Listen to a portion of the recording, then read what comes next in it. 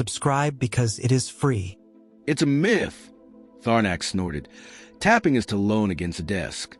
No one bans an entire species just because they're too dangerous. That's a bad Holovid plot. Dronk bubbled in agreement from his containment bucket. Agreed. The human ban is clearly propaganda to make galactic history interesting. Zilu hovered in silence, her bioluminescent pulses betraying curiosity. But why would so many records be classified if it were just propaganda? Because everything fun is always classified, Tharnak replied, flipping through his textbook. Maybe they tried to domesticate a black hole. Maybe they just cursed too much in diplomacy. Maybe.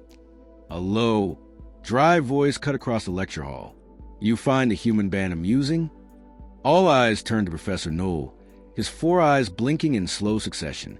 His cloak of nanomesh shifted colors, matching the increasing tension.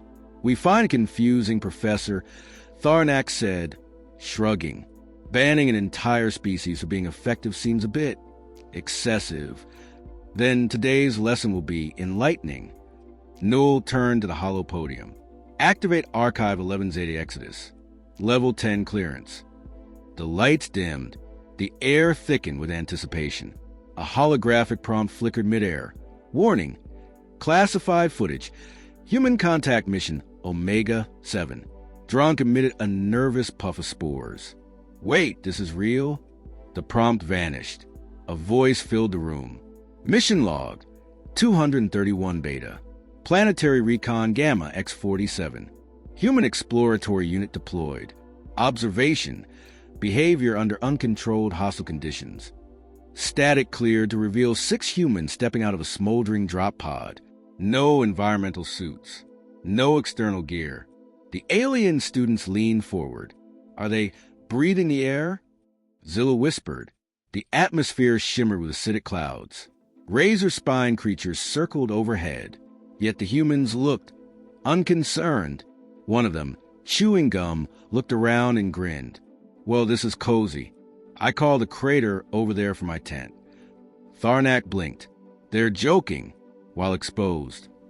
Another human crouched to test the soil with his bare hands. Toxic. Awesome. Let's build a farm.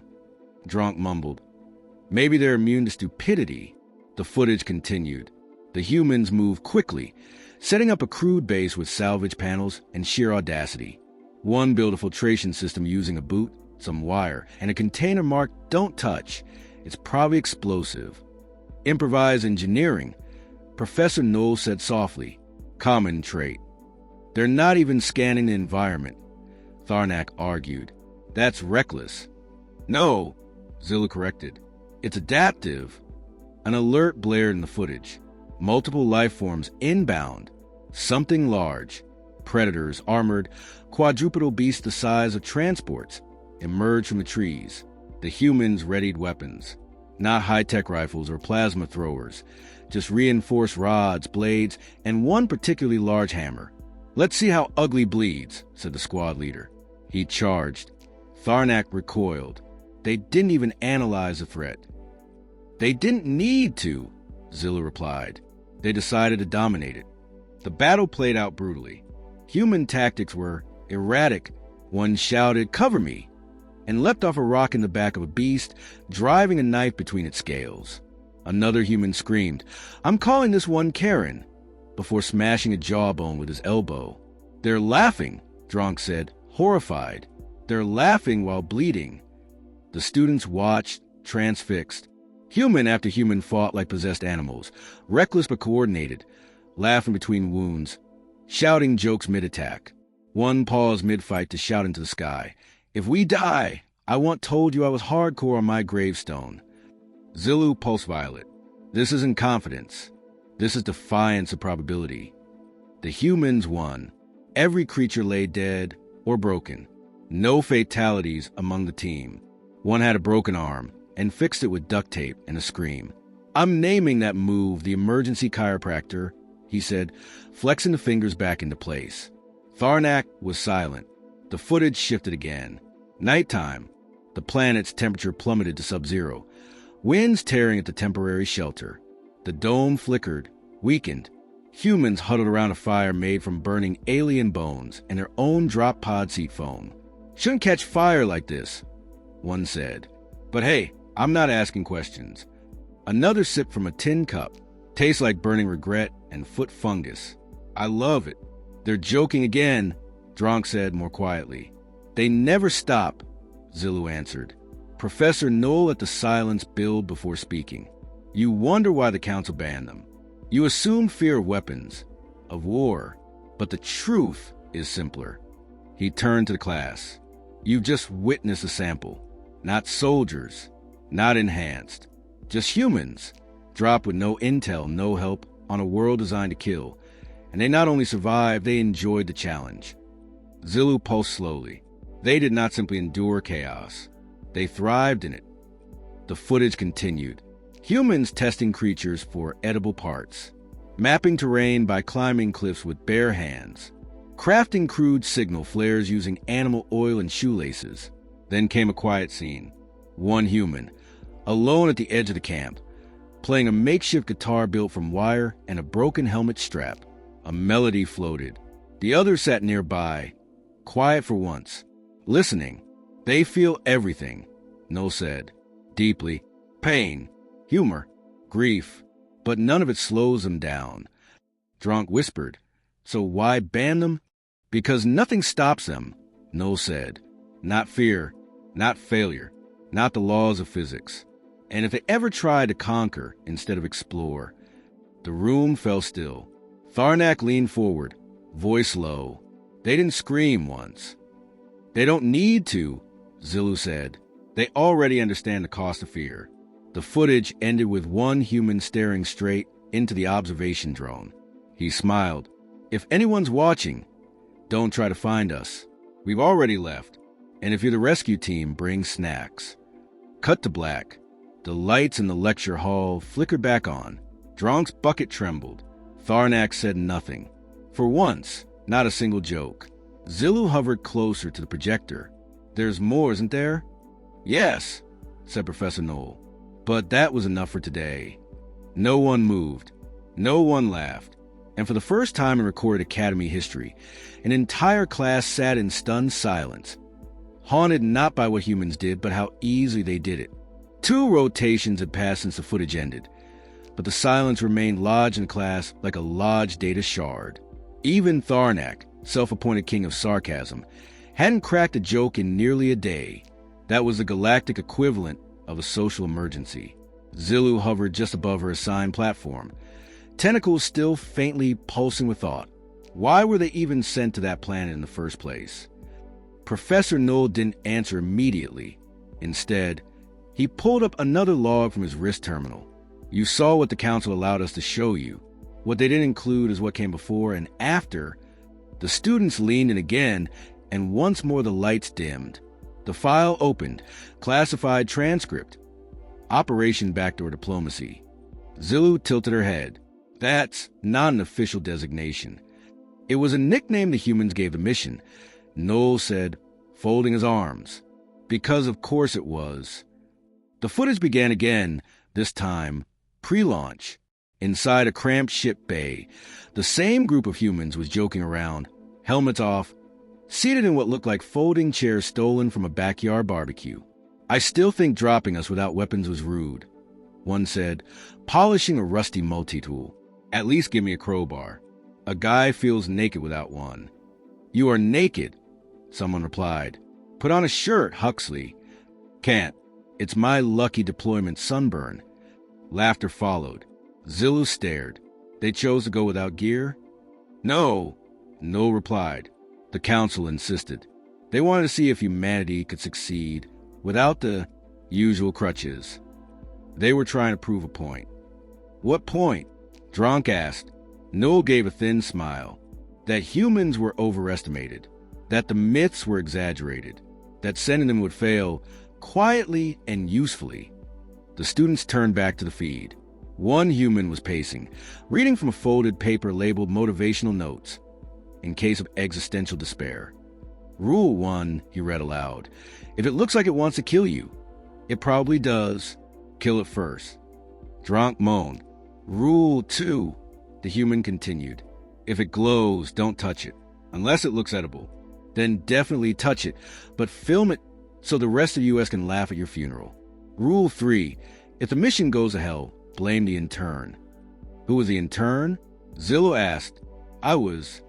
Huxley shouted off screen. Of course, Noel muttered. The scene shifted.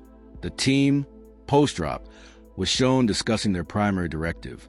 A basic recon op: gather soil samples, assess planetary viability for colonization, and not burn down the local ecology. Within 3 hours, a small patch of forest had caught fire due to an accidental energy surge from one of their solar panels. Fireproof forest, my ass, someone muttered as they sprayed foam made from enzyme paste and carbon fizz. Tharnak finally let out a dry chuckle. It's not carelessness, Zilla murmured. They experiment by doing. They test everything, including reality. Another cut in the video showed a human trying to bait one of the local predators by waving a sandwich and shouting, "You want this ugly? Come get some lunch meat, Justice." The creature leapt. The human dived. A net trap closed. Applause followed. See! The human grinned at the camera. Diplomacy.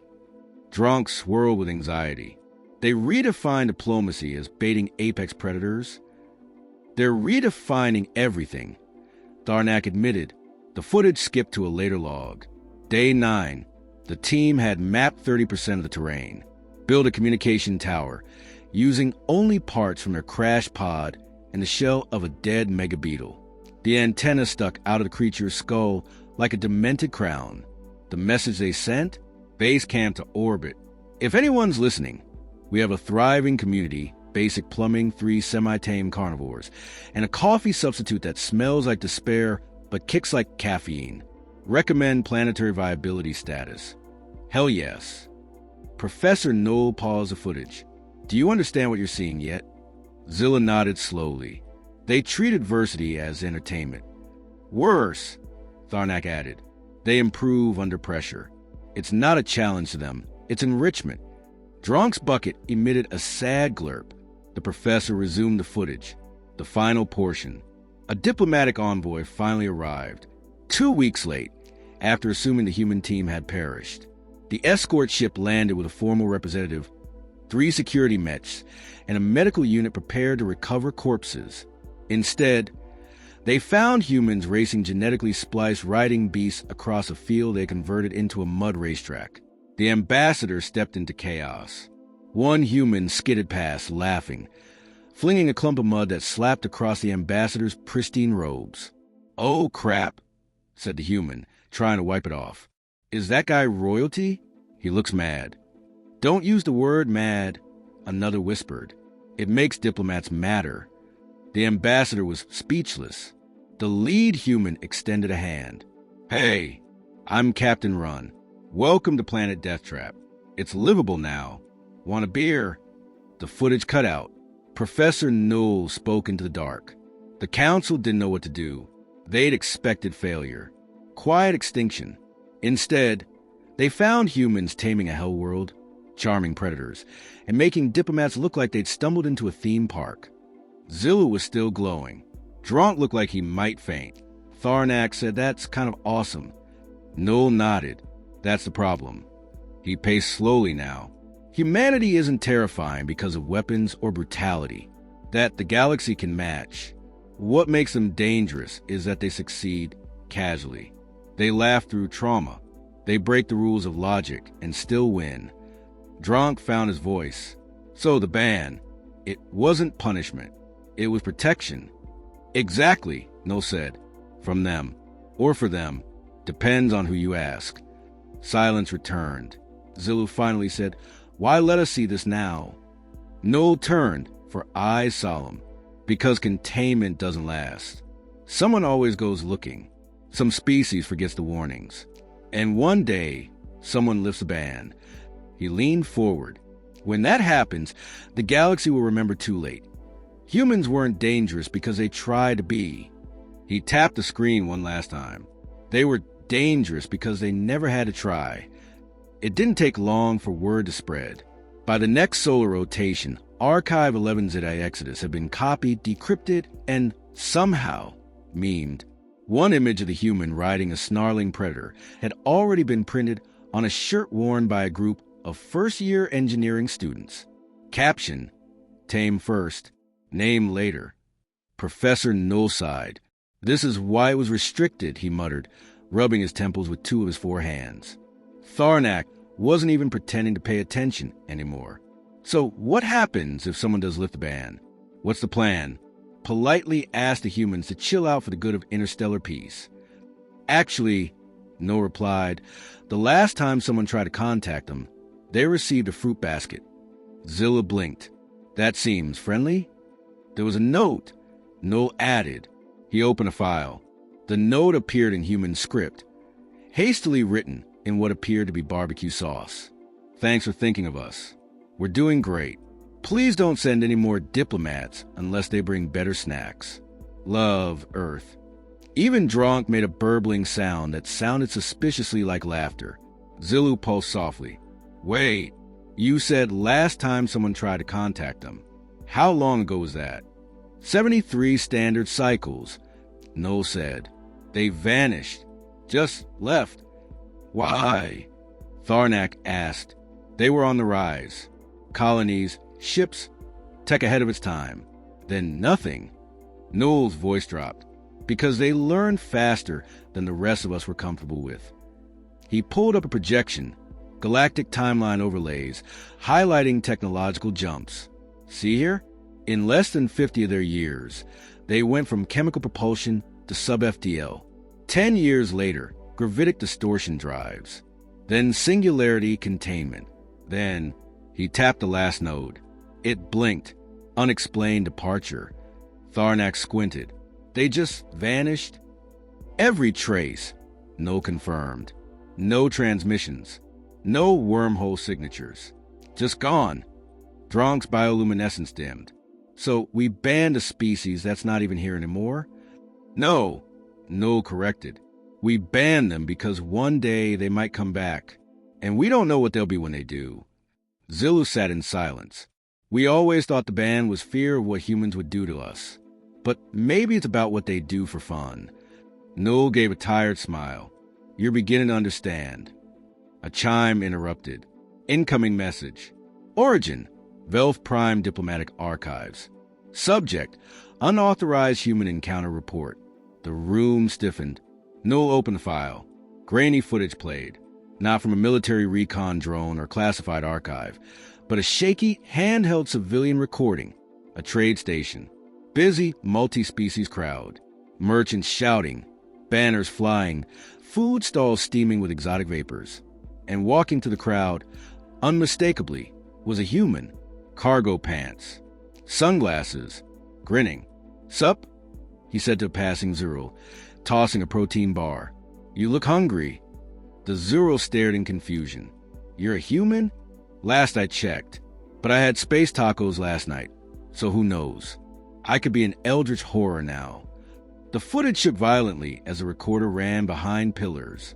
Zilla gasped. Where is this? Outer Rim, No said grimly. Velf Prime neutral territory. Unaligned. No access to restricted data. So they didn't know to be afraid, Tharnak said. The footage cut again. The human now stood on a stack of crates, performing a loud demonstration on how to make space chili with native root plants and something called Emergency Salsa Packet Number 5. Do not smell. Tharnak laughed. He's doing a cooking show on a border station? That's not the concerning part. No said. He brought up the next file, a wide-angle scan from orbit. A vessel hovered nearby. Nothing like the standard Council fleet designs. Asymmetrical yet graceful. Energy readings unreadable. Zilu's eyes widened. That's not reverse-engineered tech. That's beyond us. It's human, No confirmed.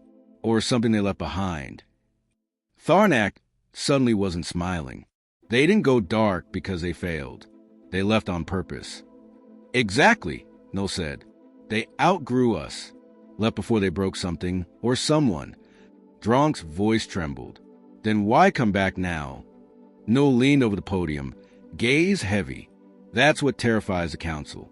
Not that they've returned, but that they're not hiding. They're smiling, laughing, cooking in open markets. Zillu pulsed a cold blue, like they never left, or like they're checking to see if we've changed. No one spoke. Then Tharnak whispered, "What if this is a test?" Noel nodded. Everything with humans feels like a test, and they always write the grading curve afterward. The lights returned. No more footage. No more answers. Just a silence that refused to leave. Dronk finally asked, "What does the council want us to do now?" Noel answered without hesitation. "Watch. Learn. Warn others. And above all, do not engage." Tharnak scoffed. "So we're supposed to just sit back and hope they don't throw another barbecue on top of a reactor core?" Zillu added softly, "We're not ready for them, are we?" Noel looked at her. "We were never ready." Tharnak leaned back, the weight of everything sinking in. "So, what now? Wait until a human shows up with snacks and existential dread?" "Maybe," Noel said. "Or maybe we pray that whatever they become still remembers how to laugh." The classroom sat in heavy silence, each student digesting the weight of the story like a gravity. Well, they couldn't escape. It wasn't just history. It was a warning, a riddle, and an invitation wrapped in a paradox. Humanity wasn't a threat because they wanted to be, but because they never needed to try. Tharnak rubbed his mandibles, a nervous twitch betraying his usual bravado. "So, what do we do if they show up for real? Like, not a random human tourist or some rogue trader, but full on we're back. Deal with the humans." Professor Noel smiled, but it was grim. "We don't fight them. Not directly. You can't outmatch someone who treats impossible situations like weekend fun." Zillu flickered softly. "Then we adapt. We observe. We learn how to laugh through the chaos instead of breaking under it." Dronk emitted a low hum, which the translator rendered as something between hope and terror. Noel nodded. "That's the lesson. The ban wasn't about locking humanity away. It was about buying time. Time for the galaxy to catch up or at least prepare." The holographic display blinked, showing that last grainy shot of the human chef on the cargo crates, gesturing wildly with a spatula as explosions echoed faintly in the background. "Imagine an enemy who turns disaster into dinner parties," Noel said. "Who breaks the rules, flips the script, and rewrites the game mid-play. That's humanity." Tharnak chuckled despite himself. "I'd pay to see that cooking show." Zillu looked thoughtful. "It's not just survival or conquest. It's joy in the struggle. That's what scares the council." "Joy," Noel repeated. "Not fear, not anger. Joy." Dronk suddenly flickered bright violet. The universal color for laughter. "It's infuriating, isn't it?" Tharnak grinned. "That they win and have fun doing it." "Exactly," Noel said. "Humans make it look easy. Like everything the galaxy fears is just another weird challenge to overcome with a smirk." A soft chime interrupted again, this time an incoming transmission directly to the classroom's private channel. Noel's four eyes narrowed as he accepted the feed. The hologram flickered, revealing a human face. Sun-kissed, beard untamed, eyes sparkling with irrepressible mischief. "Hi there," the human said, voice warm but teasing. "Captain Wren here. Heard you've been watching our little show." Tharnak straightened up. "That can't be real." "It is," the human grinned. Thought it was time to say hello properly. The students exchanged stunned glances. "Why?" Zillu asked the screen. "Because," Wren shrugged, "the galaxy's been too quiet, and we missed the mess." "Mess?" Dronk's tone registered pure confusion. "Yeah," Wren said, waving a hand. "You see, humans don't just survive. We make friends by stirring the pot. We test limits to see what breaks and what bends. And we love a good barbecue while doing it." The class laughed, a genuine moment of connection. "Think of this as an invitation," Wren said. "The band's over. We're back. No apologies. No smoke signals. Just us, laughing in the firelight. If you want to join, bring a spatula. And maybe some better snacks." The transmission ended. Noel turned off the projector, leaving only the soft glow of the classroom's ambient lighting. "Lesson 1, he said quietly.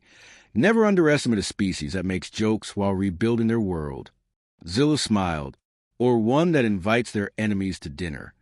Tharnak sighed, shaking his head with newfound respect. Guess it's time to learn how to laugh with them, not at them. Dronk's light pulsed warmly. The galaxy would never be the same, because humanity wasn't just back. They were ready to rewrite everything. And maybe, just maybe, to teach the universe how to find joy in the impossible.